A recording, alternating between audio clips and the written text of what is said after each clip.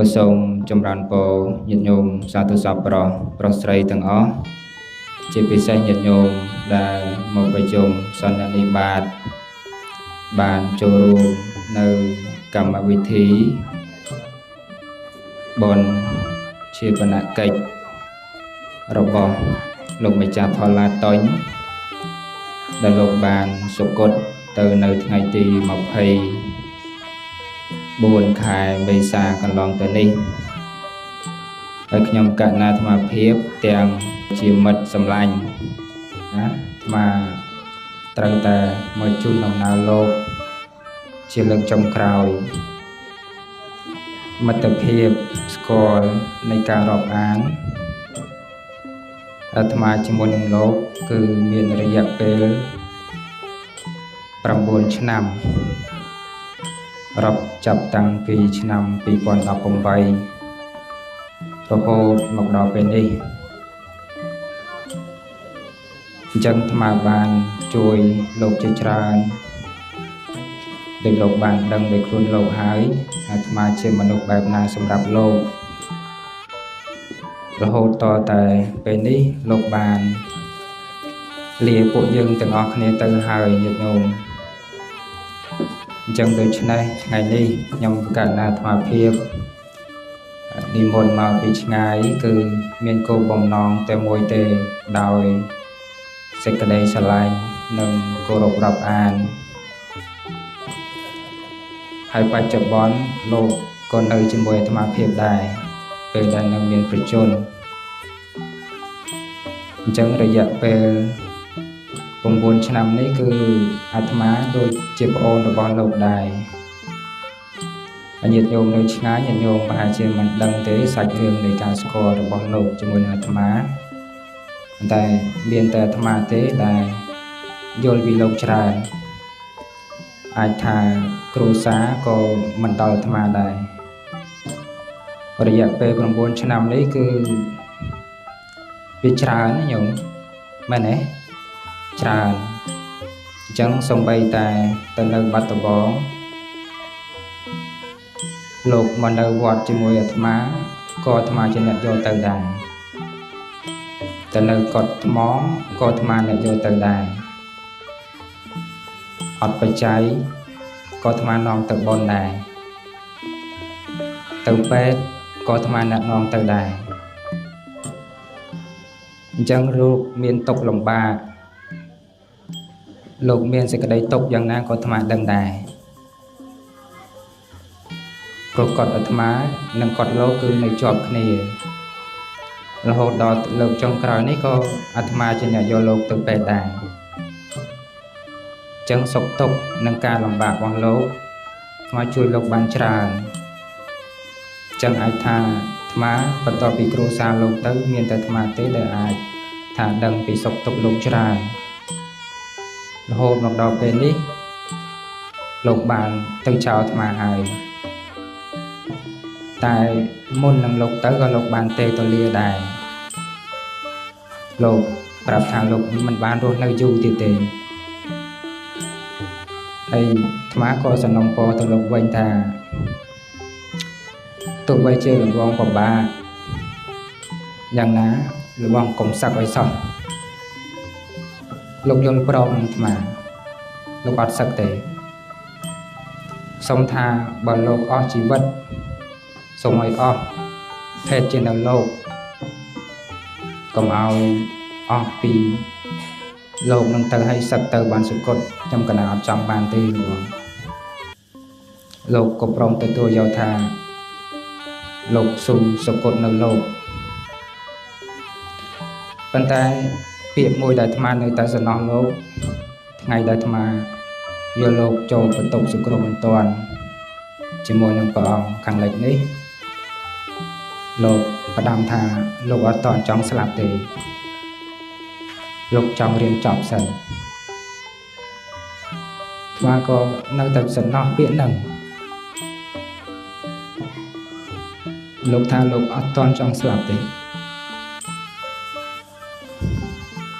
ប៉ុន្តែពេលនេះលោកទៅចោលពួកយើងមុននឹងលោកសកុតក៏លោកឆាតទៅអរគុណ លោកគ្មានអីឲ្យអាត្មាទេមានតែលើកដៃជាលើកចុងក្រោយអរគុណចឹងបុណ្យកុសលដែលខ្ញុំកណាបានធ្វើគឺសូមឧទ្ទិសជូនលបងកាត់ជាតិណាសូមឲ្យមានអាយុវែងហើយខ្ញុំកណានៅតែនឹកសំណោះគ្រប់ពេលវេលាជាពិសេសគឺអនុស្សាវរីយ៍ដែលយើងធ្លាប់ដើរលេងកម្សាន្តទៅបុណ្យទៅទាននៅតែមានជាពិសេសនោះគឺកុដដែលធ្លាប់រស់នៅជុំគ្នាហ្នឹងគឺនៅតែនឹកឃើញចនិចរហូតអញ្ចឹងជាលើកចុងក្រោយគ្រាន់តែឲ្យញាតិញោមចូលរួមសង្វេគថា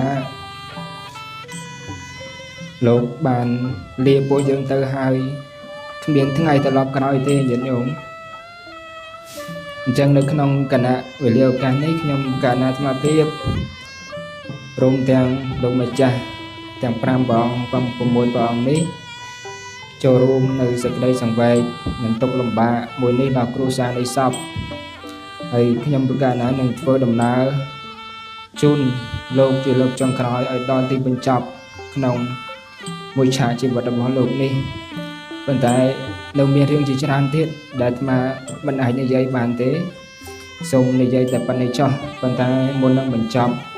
ខ្ញុំប្រកាសណាទាំង5ទាំង6ព្រះអង្គនេះនឹង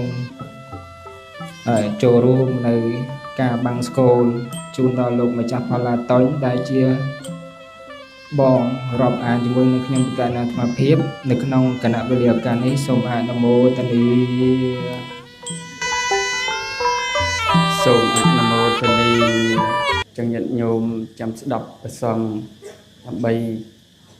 ធ្វើកិច្ចបាំងសកលឧទ្ទិសជូនចំពោះរបងផល្លាតុញដូចតទៅ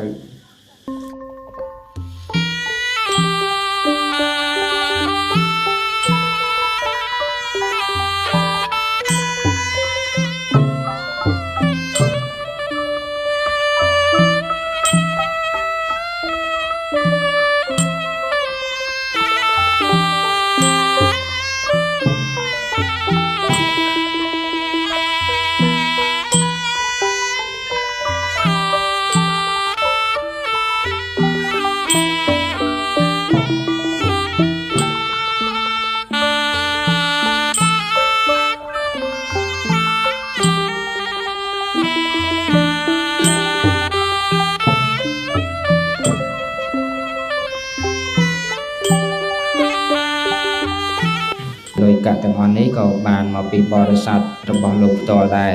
មិនមែនបានពីបណ្ដាញសង្គម Facebook យកលោកធ្វើអាជីវកម្មទេនេះសិតតែជាថវិកានិងលុយញាតិញោមពុទ្ធបរិស័ទរបស់អាត្មានិងញាតិញោមជាពុទ្ធបរិស័ទ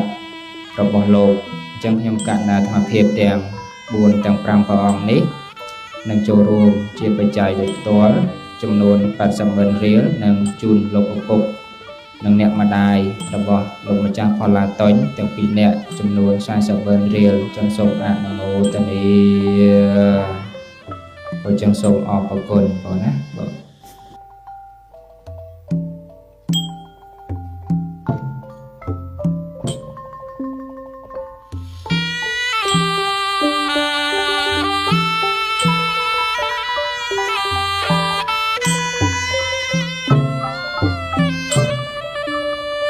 អនុមោទនាអញ្ចឹងលុយនេះ815,000រៀលចូលរួមសម្រាប់កម្មវិធីបុណ្យសពហើយចំនួន40,000រៀលទៀតនេះចាំថ្មបាញ់តាមកង់ជូនទៅបងហើយចាំចាត់ចែងជូនលោកឪពុកនិងអ្នកម្ដាយរបស់គាត់តាមការគួរចោះចឹងសូមអនុមោទនាសាធុសាធុសាធុសុខៈតាចម្រើនកោថាភយៈបាតាបេសូមអនុមោទ